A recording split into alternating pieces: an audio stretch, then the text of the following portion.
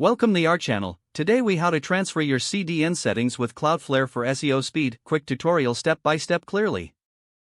To transfer your CDN settings with Cloudflare for optimal SEO speed, start by logging into your Cloudflare account.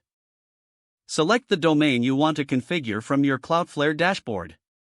Navigate to the DNS settings section. Review your existing DNS records to ensure they are correctly set up for your domain. If necessary, add or edit DNS records to match your original CDN settings.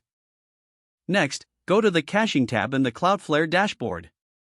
Adjust the caching level to either basic, standard, or aggressive, based on your needs. Consider enabling Always Online to serve cached content during outages. Now, move to the Speed section. Enable Auto Minify for JavaScript, CSS, and HTML to reduce file sizes. Activate Broadly Compression for additional speed improvements. Head over to the Page Rules tab to create specific rules if needed. Set rules for caching behavior, such as which URLs to cache and for how long. Once you've completed these steps, check the SSL/TLS settings. Ensure that SSL is set to full or flexible for secure connections. Next, review the firewall settings to protect against unwanted traffic. Consider implementing any rules or security features that may affect speed. Now, go to the Network tab to enable features like HTTP/2 and WebSockets. Confirm that any additional options for performance enhancement are turned on. After making these changes, test the website's performance using tools like Google PageSpeed Insights. Monitor your website's speed metrics regularly to ensure optimal performance.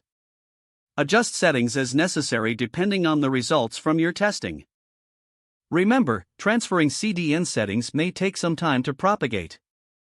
Be patient and continue to monitor for any issues during this transition. If the page does not load, refresh the browser or try again in a private or incognito window.